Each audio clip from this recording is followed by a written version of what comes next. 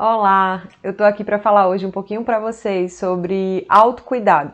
É a segunda parte de uma série de vídeos que eu tô fazendo em relação a autocuidado. O primeiro foi o autocuidado físico, eu não sei se você chegou a ver, mas a gente fez um videozinho, tá lá no YouTube, tá no Instagram também, você pode ir lá conferir, que foi a primeira parte, que foi o autocuidado físico. Hoje eu tô falando um pouco, e vou falar um pouco para vocês sobre o autocuidado emocional. É a segunda parte dessa sériezinha que a gente está fazendo sobre o autocuidado.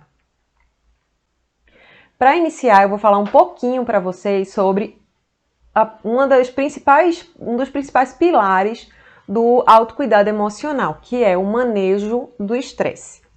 Então, o que é o manejo do estresse? É como a gente se relaciona, como a gente reage a alguma situação que foi colocada na nossa vida. Então, assim, a gente tem eventos que ocorrem durante a nossa vida e a gente vai reagir de alguma forma. É uma questão comportamental. Como você reage a determinada situação.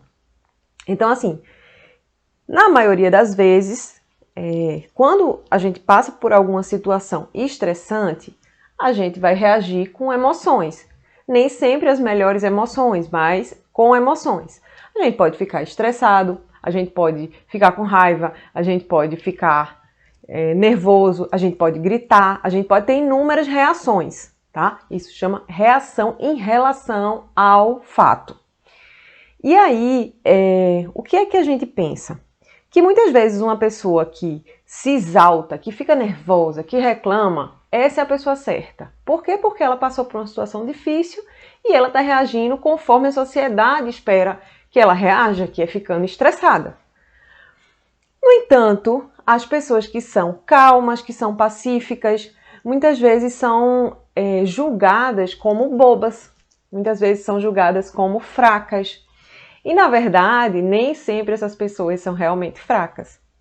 Para você não reagir a um estímulo, para você conseguir sair de uma situação que lhe cause estresse sem se estressar, a pessoa precisa ser muito forte. Então, assim, nem sempre as pessoas que são brandas e que são pacíficas são pessoas fracas. Isso a gente tem que entender, tá? Então, nem sempre a gente vai reagir de uma forma a atropelar os outros, nem a gente pode deixar que os outros nos atropelem, né?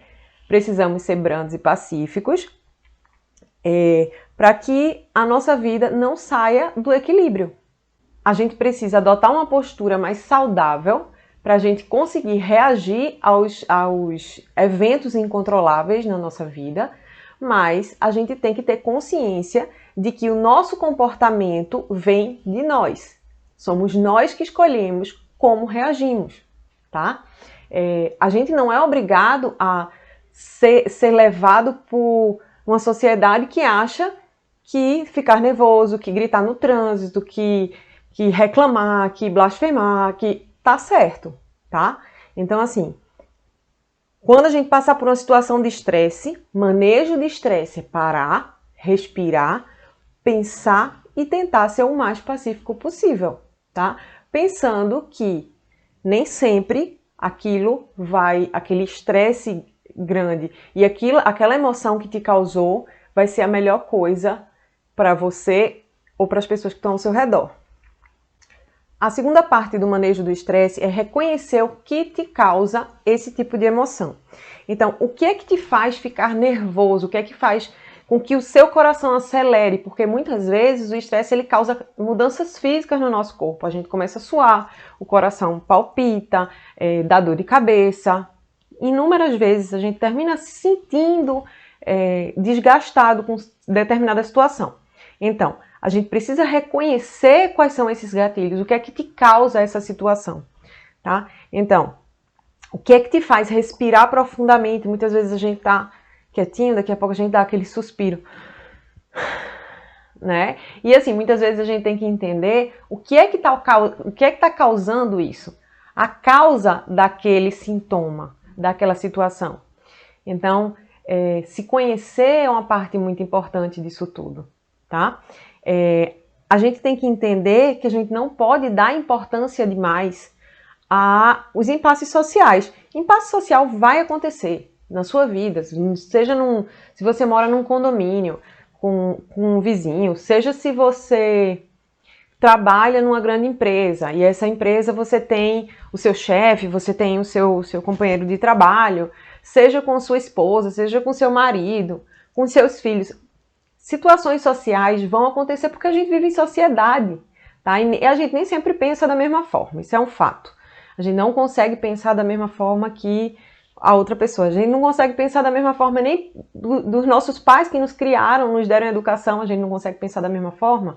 Então, assim, a gente tem que entender que a gente não pode dar toda essa importância a esses impasses sociais, porque às vezes são besteiras, às vezes é apenas uma questão de opinião. Então, você tem a sua opinião, a outra pessoa tem a opinião, a gente precisa respeitar a opinião alheia, né? Lógico que com o devido respeito, tanto da sua parte quanto da parte da pessoa, a gente precisa tentar respeitar a opinião alheia, mas principalmente a gente não pode deixar com que aquela opinião da pessoa ou aquela situação que você está vivendo te cause alguma coisa, porque isso também é opção sua. O fato existe, o vizinho que te incomoda existe, o problema no trabalho existe, mas como é que ele está te influenciando, o que é que ele faz com você?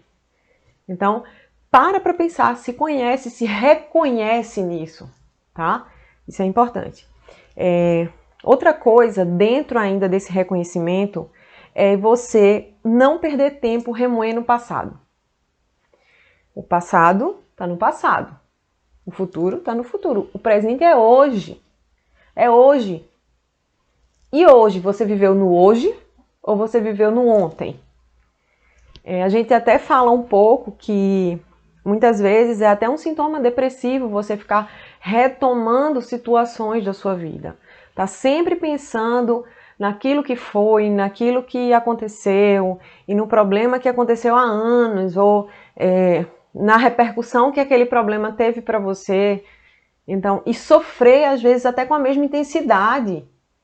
Qual o sentido disso, de sofrer com a mesma intensidade que você sofria no problema do passado? O passado está no passado, você já sofreu. Já teve o seu propósito ali. Inclusive, o seu sofrimento teve seu propósito naquele momento. Hoje não tem mais. Fim, acabou. Vamos para a próxima, vamos viver o hoje, né? Então, assim, a gente tem que viver no tempo presente, no agora. É agora que está acontecendo, é agora que a sua vida pode se transformar, é agora que você pode dar um passo em busca da sua felicidade, não é no ontem, muito menos no amanhã.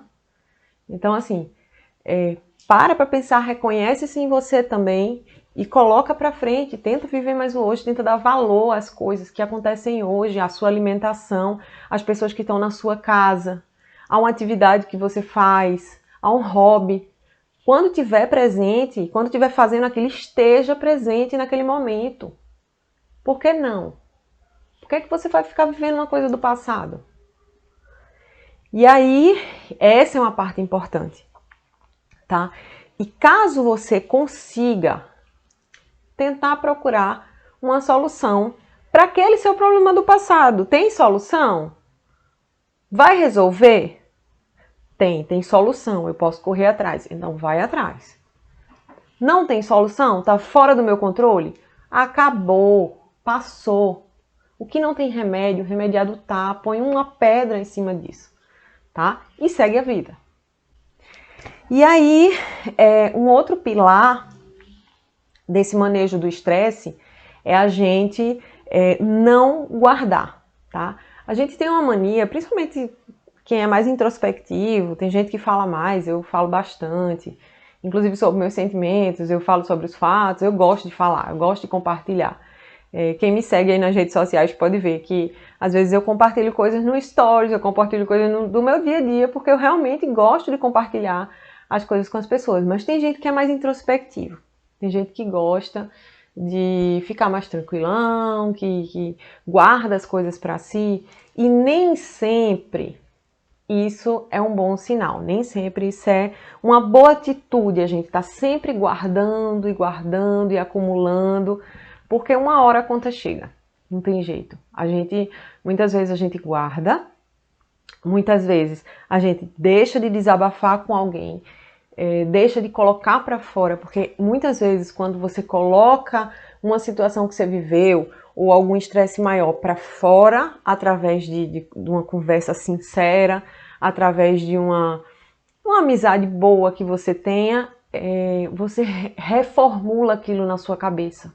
E reformulando, muitas vezes você sente que ou que você exagerou, ou se for uma pessoa que seja realmente sua amiga, que seja isenta de uma opinião igual a sua e que piora a situação, muitas vezes ela ajuda você a pensar, a entender aquele momento, se era realmente um momento de tanto estresse, de usar de todo aquele estresse em relação àquilo. Então, assim, colocar para fora às vezes faz muito bem, tá? E aí, usar esse diálogo para tentar restaurar sua tranquilidade. Por que não? Né? Como eu disse, às vezes você reformula na sua cabeça e aí a tranquilidade vem. Porque nem sempre merecia tanta sua atenção. Tem uma coisa que eu sempre faço, eu estou fazendo muito ultimamente, assim, em toda situação que eu passo, que eu me estresso bastante, assim, que às vezes vem aquela sensação, eu sinto, tá, gente? Eu sinto essa palpitação, às vezes, eu sinto, a gente é humano, isso é normal, a gente vai sentir. O problema ou a solução, na verdade, o que é que a gente vai fazer com essa sensação, tá? E o que é que ultimamente está servindo muito para mim? Eu paro, eu penso. Isso é digno da minha paz? Isso é digno de roubar minha paz? Será que se eu perder um pouco da minha paz, eu vou me sentir um pouquinho melhor depois? Se eu lutar por isso, vai me trazer paz depois? Se eu perder um pouco da minha paz agora, eu vou recuperá-la mais tarde? Isso aí você pode pensar. Agora, muitas vezes, na verdade, a maioria das vezes, não vale a nossa paz. Uma briga de trânsito vale a sua paz? É para se pensar, né? Uma situação no trabalho que às vezes é inevitável, ou uma reclamação que você receba, a gente é muito perfeccionista hoje, a gente precisa ser a mais bonita, a gente precisa ser a mais arrumada, a gente precisa ser a mais inteligente, a gente precisa ser a mais, e às vezes a gente não sabe lidar com crítica. Uma crítica que você recebe, às vezes infundada até, viu? Às vezes infundada, merece realmente a tua paz? Então, para pensar um pouco e reflete sobre isso, se realmente as coisas que você está vivendo merecem sua paz, tá? Ainda dentro desse manejo do estresse, a gente tem duas coisas extremamente importantes para fechar essa parte do manejo do estresse, tá? Não ainda o autocuidado emocional, ainda tem coisa. Mas para fechar essa parte de manejo do estresse, eu queria te perguntar uma coisa. Já fez psicoterapia alguma vez da sua vida? Porque assim, se sua vida é puro estresse, se você sabe que você vive estressada, vive ansiosa, vive com essa palpitação, gente, palpitação é o corpo dizendo, pelo amor de Deus, organize sua cabeça, tá? E aí, psicoterapia é uma coisa muito importante. Tem vários tipos, tem várias linhas, vários terapeutas que você pode tentar. E às vezes você tem uma boa transferência, e quando você tem uma boa transferência com esse terapeuta, o que é transferência? É a confiança, essa relação que você desenvolve com o seu terapeuta. Quando você arruma uma boa relação com o seu terapeuta, a coisa flui. E aí as coisas melhoram, tá? A segunda coisa que eu queria falar para vocês é sobre hobby. A gente precisa de hobbies, a gente precisa de coisas para tirar a cabeça da gente. Muitas vezes de uma vida atribulada, cheia de trabalho, cheia de problema, a gente precisa descarregar, é nossa válvula de escape. O hobby vai ser sempre uma válvula de escape, tá? Pensando bem friamente, a gente tem tempo para trabalhar, a gente tem tempo para cuidar dos filhos, a gente tem tempo para cuidar do marido, a gente tem tempo para todo mundo, menos para a gente, né? Quantas de vocês ainda não fizeram exames esse ano? Quantas de vocês ainda não fizeram um preventivo? Quantas de vocês ainda não... Tem gente que nunca foi examinada na mama, na vida. Quantas de vocês abrem mão desse cuidado com você mesma para cuidar do outro, né? E aí, o que é um hobby no meio dessa confusão toda, né?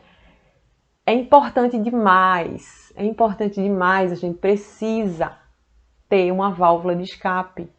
Seu hobby é correr? Ótimo, vai botar para fora. Seu hobby é fazer crochê?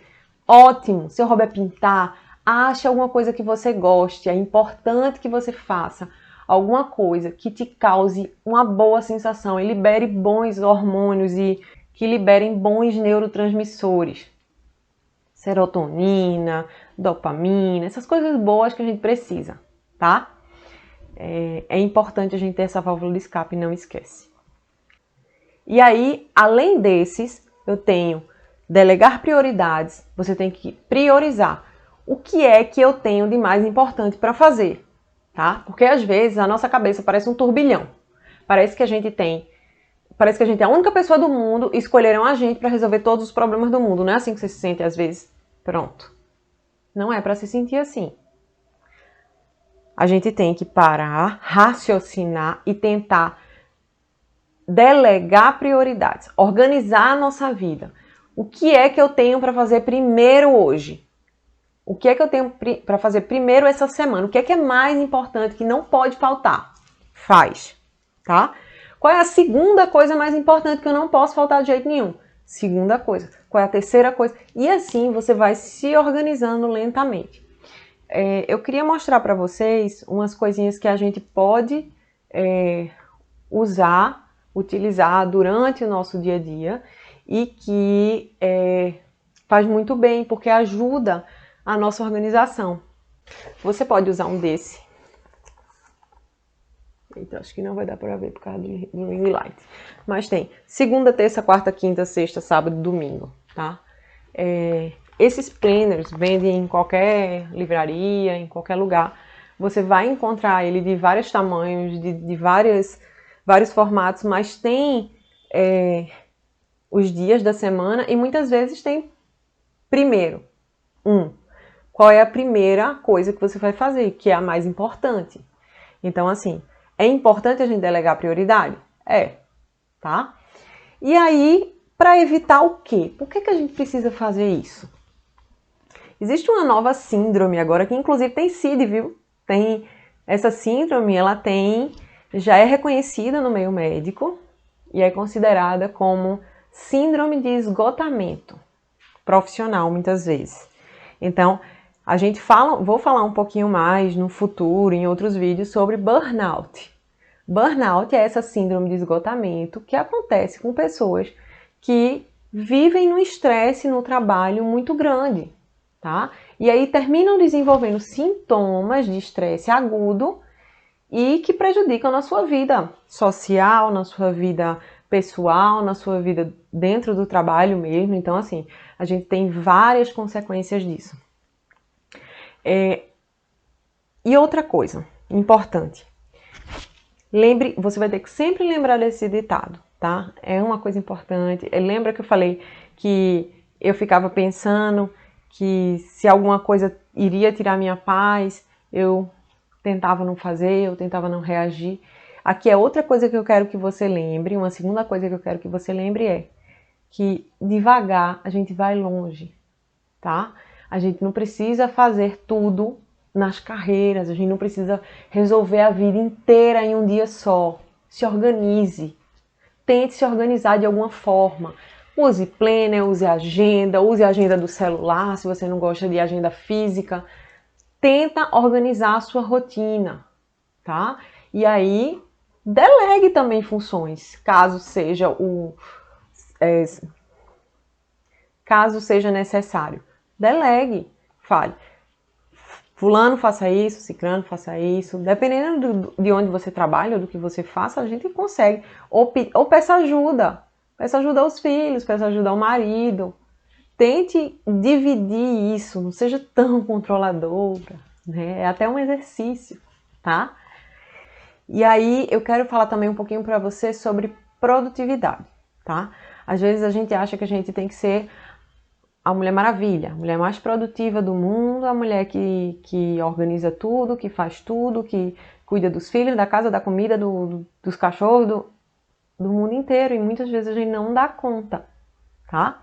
E aí gera um estresse muito grande. E o estresse abre a porta para outros sentimentos ruins, tá? O estresse ele não vem sozinho, né? O estresse vem junto de raiva, vem junto de impaciência, vem junto de ansiedade, muitas vezes vem junto de um excesso de alimentação, de doce. A gente vai procurar sempre uma saída para aqueles sentimentos ruins gerados pelo estresse. E isso não é bom. Outra coisa que o estresse causa é uma baixa autoestima. Tá? A gente fica achando que a gente não é capaz, que a gente não dá conta, e na verdade nada disso é verdade. A gente dá conta sim, a gente é capaz sim, mas às vezes a gente está tão sobrecarregada que a gente não entende que nós temos limitações, que nós temos pessoas que podem nos ajudar. Então assim, muitas vezes a gente tem que deixar a poeira baixar para nossa mente pensar, tá? Outra coisa que você pode fazer é sair de casa. Respira, vai respirar no dia que você estiver muito estressado. Sai, senta na beira-mar, se você morar num lugar que tem praia, ou senta numa grama, num campo, num parque. Em qualquer lugar, se não tiver, vai embaixo do prédio, põe o pé no chão, faz aquele grounding que a gente chama, que é essa absorção de elétrons da terra, para ver se dá uma repaginada, uma renovada, e você consegue pensar melhor, tá? Bem, terminando aqui o manejo do estresse, a gente vai falar um pouquinho agora sobre auto-perdão. Ainda tá dentro do autocuidado emocional, tá? Só que essa primeira parte que eu falei, toda faz parte do manejo do estresse. Agora a gente vai falar um pouco sobre auto-perdão. Então, o que é o auto-perdão? É a gente aprender a se perdoar, como o próprio nome diz. Eu sei que a gente às vezes se culpa por milhares de coisas. A gente se culpa por erros que a gente cometeu há anos, a gente se culpa por erros que a gente cometeu ontem. Então, a gente esquece que a gente é humano. Nós mulheres somos humanas, tá? E a gente erra. Bingo! A gente erra. Pois é, inacreditável, né? Mas não somos perfeitas, a gente erra. E é importante se perdoar em relação a esse erro. Muitas vezes a gente não se perdoa. E posso dizer mais, muitas vezes a gente perdoa todo mundo. A gente perdoa nosso marido, a gente perdoa nossos filhos, a gente perdoa nossos pais, a gente perdoa todo mundo. Mas a gente não se perdoa. Muitas vezes a gente é muito carrasca com a gente mesma. Então, somos muitas vezes carrascas com nós mesmas e não é pra gente ser assim. Né? O auto-perdão é difícil, não é fácil, é difícil, muitas vezes é diário, porque se você se culpa muito pelas coisas que acontecem na sua vida, às vezes ele precisa ser diário, mas é extremamente importante. Tá? Se a gente não se perdoa, a gente não evolui. Se a gente não se perdoa, a gente não se ama, e se a gente não se ama, tudo dá errado. Tá? A gente não tem autocuidado físico, a gente não tem autocuidado emocional, a gente não tem autocuidado social, a gente não vai ter autocuidado de nada. Então, para você entender como é importante o auto-perdão e como às vezes a gente precisa de auxílio e ajuda, muitas vezes de um profissional mesmo, para entender que a gente erra e que a gente pode errar, tá? Que também é um grande problema, a gente acha que a gente não pode errar, que a gente tem que ser perfeito em tudo. Não, a gente não precisa ser perfeito em tudo. A gente pode errar sim e pode se perdoar e tá tudo bem, tá? Sem contar que tem coisa que não depende da gente. Né? Tem coisas que vão depender única e exclusivamente da gente, realmente, e tem coisas que não vão depender da gente. Então, vão ter coisas que não vão estar ao nosso alcance, e vão ter coisas que vão estar ao nosso alcance. O que está ao nosso alcance e a gente consegue resolver, e a gente consegue correr atrás e até resolver e pedir perdão mesmo, ou se auto-perdoar por aquilo, ok. O que não der pra gente resolver, tá resolvido, tá? Se perdoa e segue. Sempre digo isso, segue, tá? Outro pilar importantíssimo dentro disso tudo é a autocompaixão. Você percebeu que é tudo perdão, autocompaixão, autocuidado. Por quê? Porque nos tempos modernos, simplesmente a gente esqueceu que a gente precisa se cuidar, né? A gente, como eu falei, a gente cuida de todo mundo, menos da gente. A gente lembra de cuidar de 30 pessoas. Eu sou médica, eu cuido de muita gente, muita gente. E se a gente não se cuidar, se a gente não se olhar, como é que a gente vai cuidar do outro? Se a gente não entender das nossas próprias dores e das nossas próprias dificuldades, como é que a gente vai entender a dor do outro? A gente não consegue fazer isso, tá? Ou faz de uma forma superficial. Entenda suas dores, se auto-perdoe e tenha autocompaixão. O que é a autocompaixão? É tratar a si mesmo com a mesma gentileza que você tem pelas outras pessoas, tá? O auto-perdão pode estar dentro da autocompaixão? Algumas vezes sim, faz sentido. E assim, pensando bem, você tratar a si mesmo com a mesma gentileza que a gente trata os outros é até um pouco depreciativo, né? Porque não era para ser assim. Era primeiro para você ter muito amor por você, por aquilo que você é, por aquilo que você construiu, por aquilo que você faz, por toda a sua vida, por tudo aquilo que você viveu e evoluiu durante esse tempo, né? Para poder daí gerar alguma coisa boa para o próximo. Mas a gente não faz isso. A gente pensa primeiro no outro, segundo no outro, terceiro no outro, quarto no outro, quinto no outro. E aí a gente talvez pense na gente. Tá? Então assim, quem disse isso foi Kristin Neff. Kristin Neff é uma psicóloga da Universidade do Texas, que ela fala exatamente isso, que a autocompaixão é tratar a si mesmo com a mesma gentileza com que a gente trataria um amigo querido, tá? Não esqueçam disso, tá, gente? É importante se tratar como um amigo querido. É importante se perdoar, é importante ter amor por você mesmo. Eu não sei nem quantos vai... Primeiro, segundo, terceiro. O quarto pilar do autocuidado emocional é a coragem. Eu vou ser bem sincera com você. Só da gente ser mulher, a gente tem que ter coragem. Tem que ter coragem para sair na rua, tem que ter coragem para aguentar machismo, tem que ter coragem para ir trabalhar, mesmo que você seja subjugada, tem que ter coragem para lutar pelos seus direitos, tem que ter coragem para lutar pela sua melhoria e pela melhoria de todas, tá? E no final de todos, tá? No final a gente termina integrando tudo, eu acho isso extremamente importante.